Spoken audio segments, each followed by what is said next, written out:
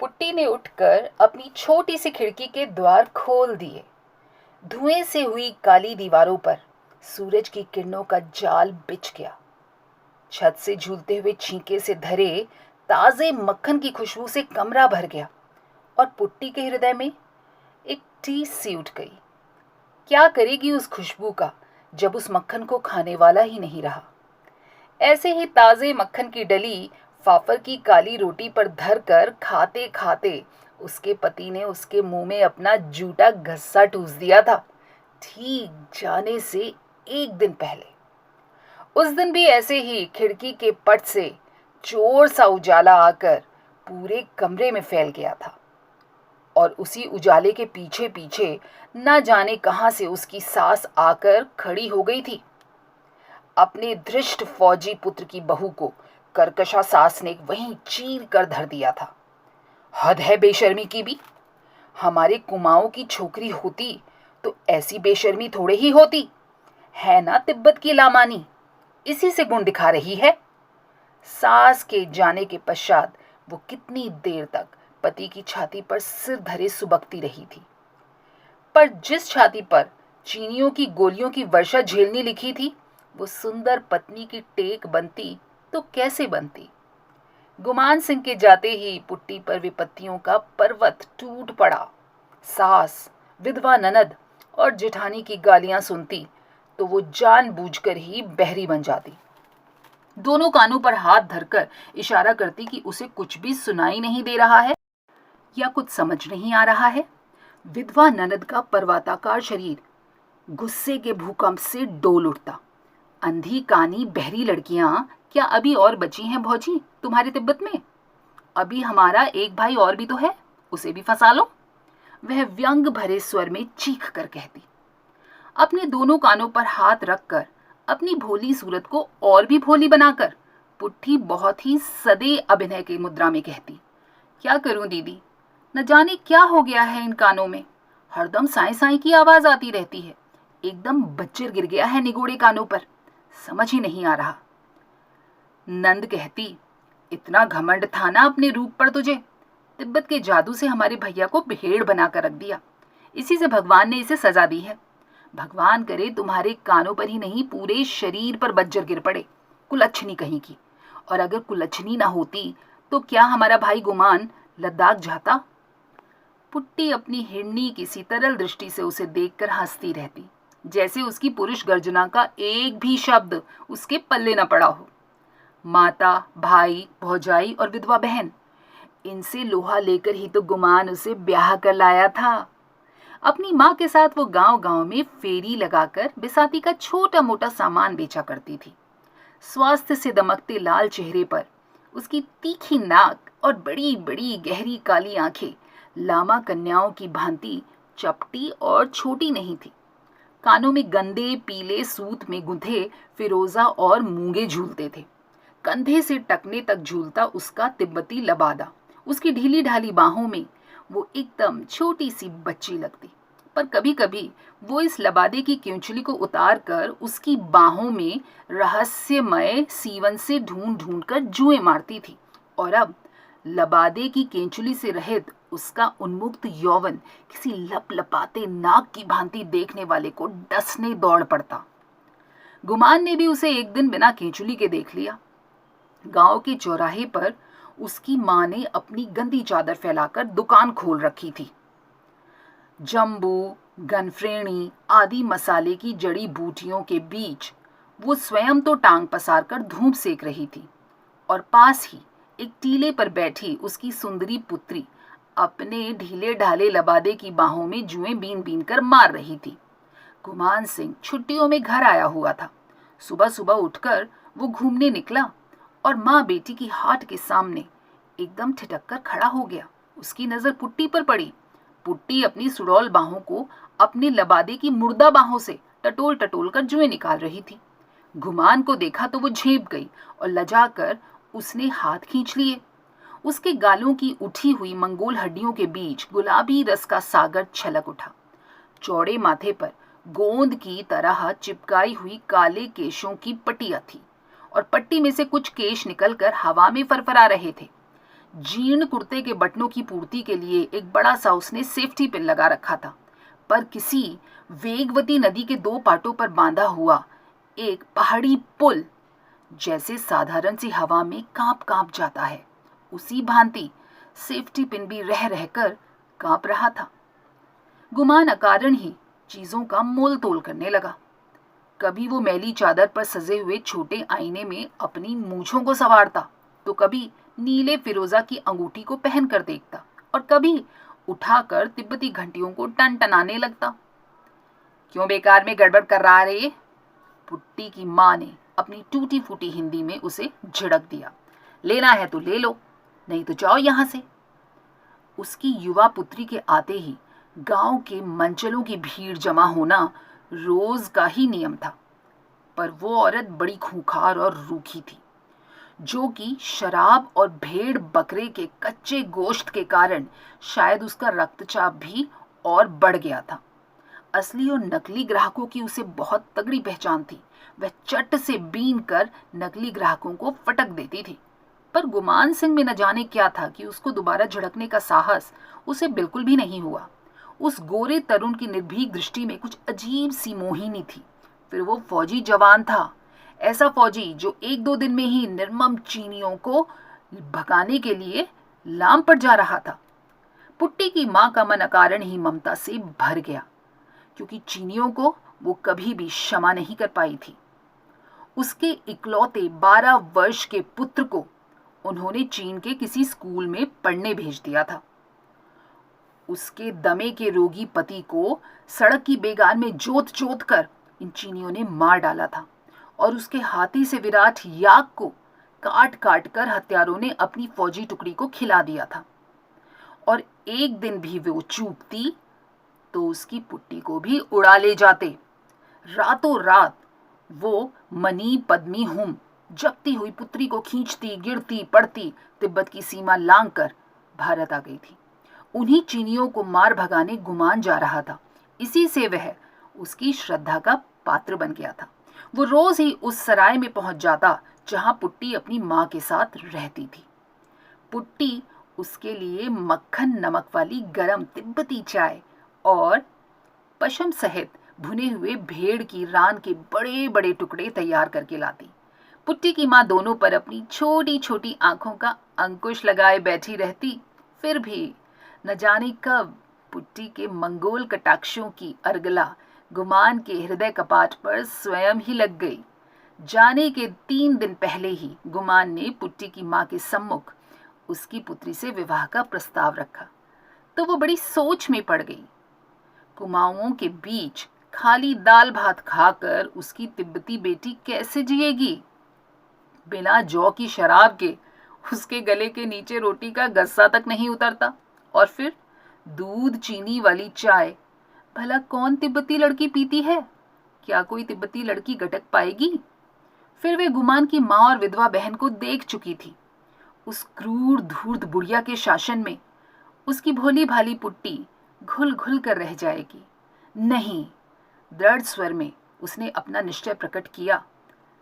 उसने अपनी गर्दन ऊंची की तो देखा गुमान और पुट्टी दोनों दीन याचक की दृष्टि से उसे देख रहे हैं। दूसरे ही क्षण पुट्टी की माँ को गांव के मंचलों का ध्यान भी आ गया, जो भूखे व्याघ्र की भांति पुट्टी को किसी भी क्षण निगल जाने को तैयार थे। उसने अपनी सहमति दे दी, पर अभी गुमान को अपनी माँ बहन और बिरादरी से मोर्चा लेना था। माँ ने पहाड़ से कूद जाने की धमकी दी तो बहन ने कहा वह फांसी लगा लेगी, पर तिब्बत की सुंदरी कन्या को लाकर जब गुमान 5 पंचों के सामने सीना तानकर खड़ा हो गया तो पंच भी सहम गए। पुट्टी के सात्विक सौंदर्य ने धर्म, जाति और रूढ़ियों की उलझी गांठों को क्षण भर में ही सुलझा दिया।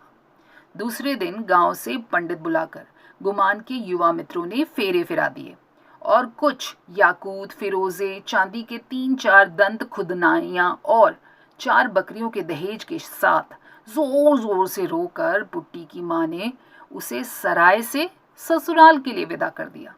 न जाने कितनी गालियों से सास ने उसका वरण किया। जिठानी और ननद उसके विचित्र लबादे का मजाक बनाती। जोर जोर से हंसती, लेकिन उस बदसूरत लबादे के भीतर जगमगाते रत्न की एक ही व्यक्ति को पहचान थी, और वह था गुमान। वो जितना ही अपनी भोली विचित्र पत्नी को देखता, उतना ही उसके सौंदर्य में डूबता चला जाता। पुट्टी बहुत कम बोलती थी, और बोलने और हंसने में उसके गालों की ऊंची हड्डियां कुछ और ऊंची हो जाती थी। गुमान का कमरा बेहद छोटा और अंधकारमय था। एक कोने में ताजे खोदे हुए मिट्टी से सने आलूओं का ढेर रखा हुआ था, और दूसरी ओर 2 टूटे हल दीवार पर टिके थे, जिन पर उसकी खाकी वर्दी टंगी थी। काली दीवार पर एक बड़ा सा आईना टंगा था, जिसे गुमान मद्रास से खरीद कर लाया था। उसी आईने में युगल प्रेमियों ने एक साथ अपना चेहरा देखा तो दिन भर की कड़वाहट धुल गई। रात को अपनी नवेली पत्नी के लिए गुमान कमरे में ही खाना ले आया तो वो खट कर रह गई। बार बार उसने गर्दन हिलाकर कमरे में खाने की व्यवस्था पर असंतोष प्रकट किया। टूटी फूटी पहाड़ी में अपनी लज्जा व्यक्त करने की चेष्टा की, किंतु वो जिधर भी गर्दन फेरती वहीं उसका सजीला पति उसके मुंह में गस्सा दे देता। पुट्टी अपनी ढीली ढाली बाहों में मुंह ढांकने की चेष्टा करती, अपनी तिब्बती भाषा में न जाने क्या बुदबुदाती, और गुमान उसकी विचित्र बड़बड़ाहट को दोहराता तो वो खिलखिला उठती। गुमान होठों पर उंगली रखकर उसे इशारे से समझाता, श्श, धीरे हंसो, बगल वाले कमरे में अम्मा लेटी है। पुट्टी उसके गूंगे आदेश को चट समझ लेती। दोनों नंदन वन के उन शीतल वृक्षों की स्वर्गिक छाया में थे, जहां भाषा का कोई बंधन नहीं रहता। वहां केवल एक ही भाषा है, और वह है दिल की भाषा, हृदय की भाषा, प्रेम की भाषा। दूसरे दिन वो सास के पीछे पीछे छाया सी घूमती रहती, पर वो एक शब्द भी नहीं बोली। नंद के साथ वो बर्तन मलवाने बैठी तो नंद ने उसकी ओर देखकर पिच से थूक दिया। पुट्टी की आंखों में आंसू छलक आए। अभी तो उसका पति यहीं था, उसके जाने के बाद उसकी कैसी दुर्गति होगी। दूसरे दिन उसकी माँ उससे मिलने आई। पुत्री के कुमलाए चेहरे को देखकर उसका जी भराया। वो भाप गई। अपनी भाषा में फुसफुसाकर उसने पुट्टी के हृदय का भेद लेने की बड़ी चेष्टा भी की, लेकिन पुट्टी सिर झुकाए खड़ी रही, कुछ नहीं बोली। उसके पीछे खड़ी उसकी सास और उसकी नंद आग्नेय दृष्टि से उसकी मां को देख रही थी। किसी ने उससे बैठने के लिए तक नहीं कहा। तब गुमान अपने मित्रों की टोली के साथ शिकार खेलने गया हुआ था। लौटने पर अपनी मां के अपमान की बात पुट्टी ने अपने तक ही सीमित रखी, गुमान को नहीं बताई। इसी बीच गुमान के जाने का दिन भी आ गया। जाने से कुछ घंटे पहले उसने अपने खाकी कुर्ते में से लपेटा हुआ एक रहस्यमय उपहार पुट्टी को थमा दिया। पुट्टी, इसमें तेरी पसंद की एक चीज लाया हूं, पर अभी मत खोलना, समझी? और अकेले में देखकर इसे आलू की ढेरी के नीचे गाड़ कर रख देना। पुट्टी डबडबाई आंखों से पति के हंसमुख चेहरे को देखती रही। कहती भी तो क्या कहती, अपने हृदय की व्यथा को अपने ही शब्दों में, अपनी ही भाषा में वो ठीक से गुमान को व्यक्त कर सकती थी, और उस भाषा के दुरूह शब्दों को उसका पति कैसे समझता। गुमान चला गया। पतली मूंछों के नीचे अपने पति की मीठी हंसी के सपने देखती बेचारी आलू के ढेर के पास बैठी सिसकती रही। एकाएक उसे पति के शब्द याद हो आए, इसे अकेले में देखना पुट्टी। हाथ की बादामी थैली को तो वो भूल ही गई थी। क्या लाया होगा गुमान? कांपते हाथों से उसने पोटली खोला और चौंक कर पीछे हट गई। पोटली में से यदि काला नाग भी फन उठा के निकल आता तो भी शायद वो इतनी नहीं चौंकती। पोटली से उसके पीले गोल चेहरे की परिधि से भी बड़ा पीले असली सोने की नथ झकझक दमक उठी। लाल सफेद और हरे कुंदन का जड़ाऊ लोलक उसके हाथ का स्पर्श पाकर घड़ी के पेंडुलम सा डोल उठा। सहसा उसकी आंखें पति के प्रति कृतज्ञता से डबडबा आई। एक दिन उसने गांव के प्रधान की बहू की नई नथ देखकर पति से आलू के इसी ढेर पर बैठकर एक नथ की फरमाइश की थी। हाथ के इशारे से ही उसने अपनी छोटी सुगर नासिका के इर्द गिर्द उंगली से घेरा बनाकर खींच खींच कर भूमिका बांधी थी। पहले गुमान इस बात को समझा नहीं था, और फिर जब समझा तो कैसे ठठाकर हंसा था। आज उसी आलू के ढेर पर नथ झकझक कर रही थी, पर उसे पहनकर बैठेगी तो देखेगा कौन? टप टप करके उसकी आंखों से झरझर आंसू गिरने लगे। न जाने कब उसकी माँ आकर चुपचाप उसके पीछे खड़ी हो गई थी। सास और ननद गुमान को छोड़ने के लिए बस स्टैंड गई हुई थी। पुट्टी की माँ शायद बाजार करने जा रही थी। माथे पर पोटली की गठरी बंधी हुई थी। दामाद से वो कल ही तो मिली थी। सुबह से ही पुट्टी के लिए उसका मन बड़ा बेचैन था। न जाने क्यों व्याकुल हो रहा था।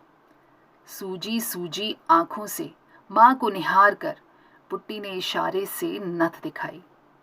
पोटली को नीचे उतारकर माँ पुत्री के निकट खिसक आई। नथ हाथ में उठाई तो उसकी आंखें आश्चर्य से फटी की फटी रह गई। बाप रे बाप, कम से कम 6 तोले की है पुट्टी। इतना रुपया तेरे आदमी के पास कहाँ से आया? माँ बोली। इस पर क्या पता माँ, कह गए हैं अम्मा से बचाकर जमीन में गाड़ देना। वो ही जाने इतना पैसा कहाँ से आया। पुट्टी की माँ की आंखों में समधन के प्रति घृणा उभर आई। ठीक ही तो कह रहा था, चुड़ैल अपनी बेटियों को दे देगी। ला ला ला, जल्दी से लेकर आ, कुछ गाड़ कर रख दूंगी, नहीं तो फिर बुढ़िया आ जाएगी और झपट लेगी। अरे सुन, पर एक बार पहन के तो दिखा बेटा, मैं भी तो देखूं। ऐसी नथ और ऐसा तेरा रूप, एक बार तो देख जाता भागा। सुंदरी पुत्री के सौम्य चेहरे पर नथ की शोभा को देखकर उसकी माँ की आंखें भर आईं।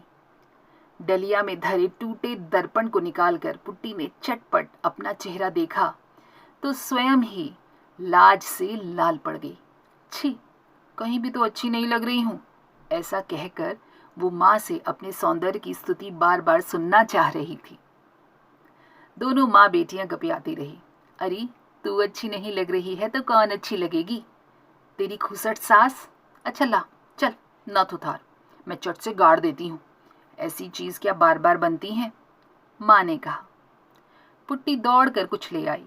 जब तक पुट्टी की सास और नंद लौटी, माँ बेटी ने 2 हाथ का गहरा गड्ढा खोद कर उसमें नथ को गाड़ दिया था।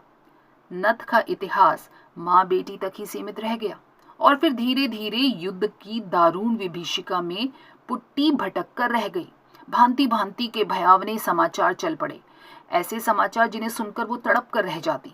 कभी सुनती कुमाऊं के असंख्य वीर जवानों के पावन रक्त से अबीर से नेफा और लद्दाख के वन वनांत रंगे गए हैं। कभी सुनती कि चीनी हत्यारों ने चारों ओर से घेर कर कुमाऊं रेजिमेंट की एक पूरी टोली को साफ कर दिया है, तोपों से उड़ा दिया है, एक पूरी टुकड़ी को तोपों से भून दिया है। भूखी प्यासी वो कभी स्कूल के हेडमास्टर के रेडियो से कान सटाकर बैठ जाती तो कभी बिलक बिलक कर रोने लगती। हिंदी वो ठीक से समझ नहीं पाती थी और ना ही ठीक से अपने शब्दों को समझा पाती थी।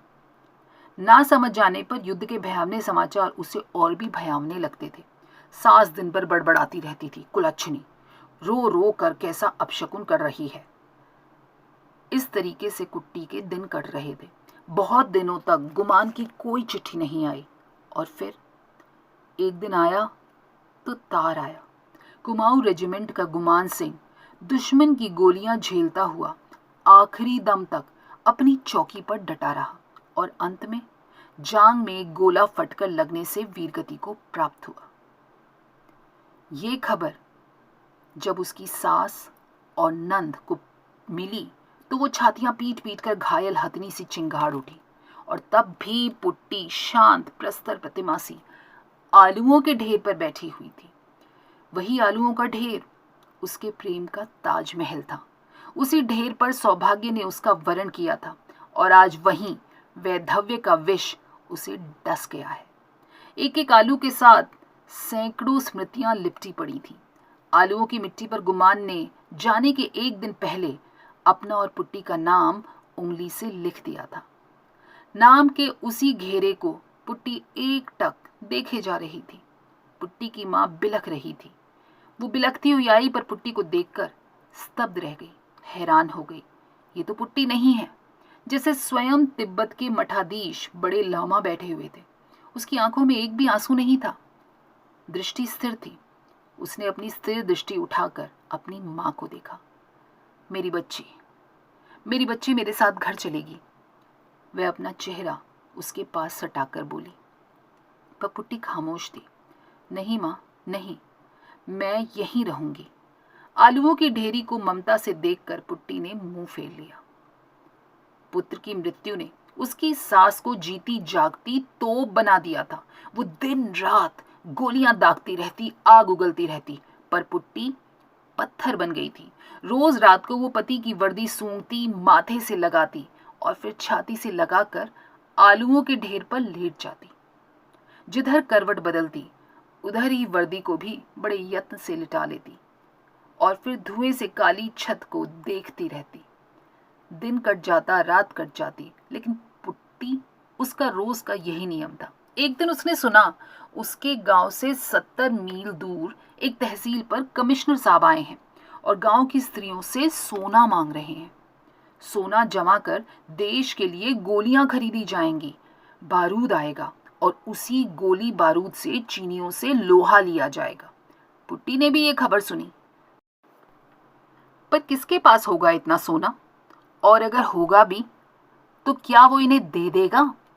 पुट्टी ने सुना उसकी सास अपनी पुत्री को कह रही थी, हमारे दरिद्र गांव में तो 2 बेला 1 मूठ अन्न भी नहीं जुटता। सोने की तो बात ही दूर है। मेरे पास 10 तोले की नथ है, पर मैं क्यों दूं इन्हें? इन्होंने ही तो मेरा बेटा छीन लिया है। सास अपनी बेटी से बोली। पुट्टी मन ही मन सास पर झुंझला उठी। इस बुढ़ापे में भी बुढ़िया को नथ का लोभ गया नहीं है। उसकी आंखें सहसा अंधेरे कमरे में जुगनू जैसी चमकी। उसके हाथ स्वयं ही टटोल टटोल कर आलूओं के ढेर को हटाकर मिट्टी खोदने लगे, जैसे कुछ ढूंढ रहे हों। गांव की तहसील में बड़ी भीड़ थी। कमिश्नर साहब ने अपने बंद गले के अफसरी कोट के बटन खोलकर बड़ा ही जोशीला भाषण दिया। उसमें उन्होंने ये भी उल्लेख किया कि किस प्रकार उनकी पत्नी ने अपने गले की चेन खोलकर स्वेच्छा से रक्षा कोष की झोली में डाल दी थी। बड़ा बखान था उस बात का। पुट्टी ने भी सुना। सभा में एक अजीब सी स्तब्धता थी। तभी भीड़ को चीरती हुई एक तिब्बती किशोरी आगे की ओर बढ़ गई। उसने फटे हुए तिब्बती लबादे की बाहों में से बताशे सी सफेद कोहनियां निकाली और तेजी से चलने के कारण वो भी हाँफ रही थी। ललाट पर उसके कुछ पसीने की बूंदें उसके चंपई रंग को और भी सुनहरा और मनोहारी बना रही थी। जल्दी से हाथ की खाकी पोटली को कमिश्नर की थैली में डालकर वो भीड़ में बहुत तेजी से खो गई। न उसे अपनी उदारता की घोषणा करने का अवकाश था, ना ही कोई इच्छा और ना ही कोई कामना। कमिश्नर महिषी की पतली आधी तोले की चेन नई दमकती हुई सोने की नथ की कुंडली के नीचे न जाने कहाँ खो गई। बातों के धनी कमिश्नर की 70 मूंछों की पट्टी के आकस्मिक आगमन ने सहसा खींचकर नीचे कर दिया। अपनी पत्नी के सामान्य दान की ऊंची ऊंची घोषणा का खोखलापन उन्हें स्वयं ही धिक्कार उठा। क्या वो पतली चेन उनकी पत्नी का एकमात्र आभूषण था? उनका 100 तोला सोना तो स्टेट बैंक के लॉकर से लाकर स्वयं उनकी मां ने कहीं गाड़ दिया था। युद्ध के दिनों में भला बैंक में सोना कौन धरेगा बेटा, मां ने कहा था। कांपते कंठ से उन्होंने भीड़ को सूचित कर दिया, एक अज्ञात महिला अभी अभी नथ देकर गई है। भीड़ में वो जहां भी हो, कृपा आकर इसकी रसीद तो ले जाएं। हाथ में पकड़कर उन्होंने नथ उठाकर भीड़ को दिखाई। तिल मिलाते रौद्र की प्रखर किरणों में नथ झकझक झिलमिला उठी, लेकिन वो तिब्बती महिला नहीं आई। भीड़ से कोई भी महिला उठकर रसीद लेने नहीं आई। केवल नथ ही चमक चमक कर पुट्टी के सात्विक दान की रसीद अपने सुनहले अक्षरों में स्वयं ही लिख गई। दोस्तों, कैसी लगी आपको शिवानी की कहानी नत? कमेंट करके ज़रूर बताइएगा। फिर मिलेंगे अगली बार ऐसी ही खूबसूरत साहित्यिक कहानियों के साथ। तब तक अपना और अपने परिवार वालों का ढेरों ख्याल रखिएगा। नमस्कार।